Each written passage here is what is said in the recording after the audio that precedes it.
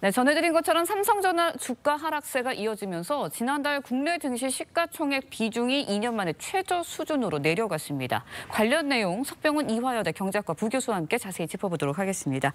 안녕하세요. 안녕하십니까. 네, 삼성전자 주가가 이렇게 내려간 이유, 결국은 반도체 실적 부진이다 이렇게 봐야 할까요? 예, 그렇습니다. 삼성전자 주가가 지난 7월 고점 대비 무려 30%나 급락을 했는데요. 네. 중요한 이유는 D램 등 메모리 반도체가 공급 과잉으로 인해서 평균 판매 단가가 하락세로 전환했고요. 거기다가 최근에 인공지능 시장 확대로 급부상한 고대역폭 메모리 시장에서의 주도권은 SK 하이닉스에 빼앗긴 상황입니다. 그래서 지금 엔비디아 AI 칩을 생산하는 큰손 고객인 엔비디아 납품 역시 설상가상으로 늦어지고 있어가지고 네. 이런 것들이 반영돼서 주가가 급락하고 있는 것으로 보입니다. 네, 이렇다 보니까 국내 증권사들 관련 삼성전자의 목표 주가 굉장히 낮춰서 잡고 있는 상황이거든요. 반등할 수 있는 기회 없을까요? 예, 지금 현재로서는 반등할 수 있는 유일한 기회는 지금 고대역폭 메모리 반도체가요. 엔비디아 납품 품질 테스트를 통과하는 것이 지금 유일한 기회가 되지 않을까라고 보고 있습니다. 왜냐하면 이제 엔비디아에서 AI 반도체를 생산하고 있는데요. 그 AI 칩 신제품에 대한 주문도 많이 몰려 있고 이런 상황이다 보니까 현재 SK 하이닉스만 독점적으로 고대역폭 메모리 반도체를 납품하고 있는데 삼성전자도 품질 테스트를 통과해서 고대역폭 메모리 반도체 납품이 시작이 된다면 이것이 이제 주가 반등의 계기가 될 것으로 보고 있습니다. 네, 가능성이 어느 정도인가요? 그냥 짧게 말씀드리면. 지금 가능성 같은 경우는 그래도 오랜 기간 테스트를 받아왔기 때문에요. 조만간 통과할 것이라는 전망들이 있습니다. 아, 네, 알겠습니다. 사실 삼성전자 하면은 국민 주가다, 국민주다 이런 이야기도 많이 하잖아요. 위기는 기회일 수 있다라는 지적이 있습니다. 그렇다 보니까 지금 이 최저점이 매수에 기일 수 있다 이런 이야기들도 나오고 있는데 어떻게 보세요?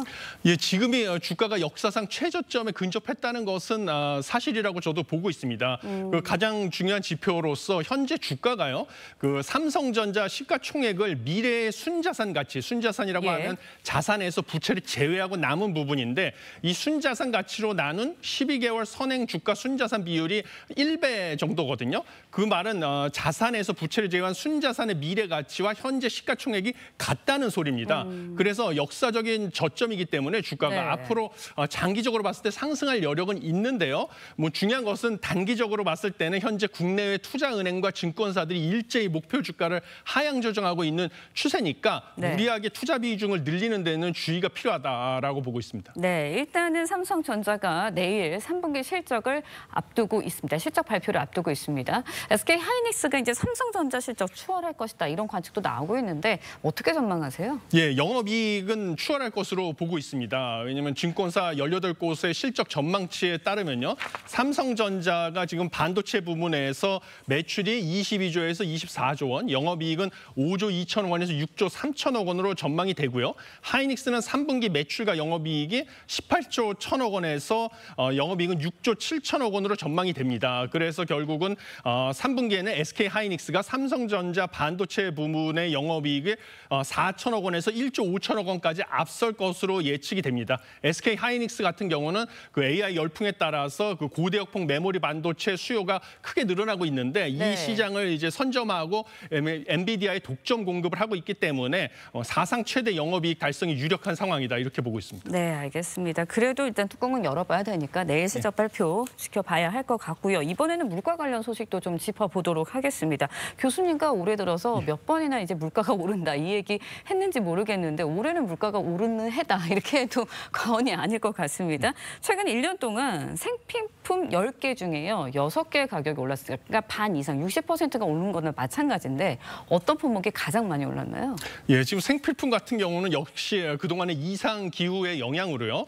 지금 수산물, 그다음에 채소류 가격이 가장 크게 올랐습니다. 수산물은 14.2%, 채소류는 11.1%가 올랐는데요. 그중에서도 특히 가격 상승폭이 큰 제품 같은 경우는 생물 고등어 같은 경우로 1년 사이에 무려 72% 가까이 가격이 가격이 올랐고 그 다음에는 배추입니다. 배추는 71.4% 올랐는데요. 지금 이상 기온에 의해서 수온이 상승하다 보니까 이제 차가운 물에서 사는 고등어의 어획량이 줄었고요. 배추 역시 폭염으로 인해서 생산량이 급감하면서 이 두 가지 품목들이 크게 가격이 오른 것으로 보여집니다. 네, 먹고 사는 문제 참 중요한데 먹거리 가격이 이렇게 딱 올랐다고 하니까 참 정말 가슴이 좀 무거워진다라는 생각이 드는데 앞으로요 계속해서 이렇게 물가가 오를까요? 아니면 좀 떨어질 여력도 좀 있을까요?